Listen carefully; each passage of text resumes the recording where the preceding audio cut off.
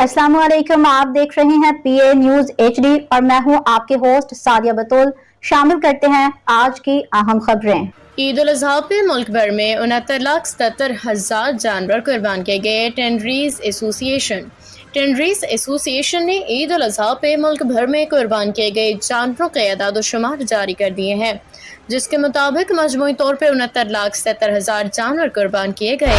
Tanneries association के मुताबिक इस ईद पे 6 लाख से 10 लाख जानवर कम फरोख्त हुए।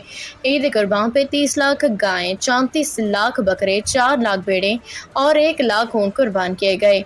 ईद पे जानवरों की कीमतों में कमी का रुझान देखा गया। कुर्बानी के जानवरों को फरोख्त का कुल तखमीना 500 अरब से कम है।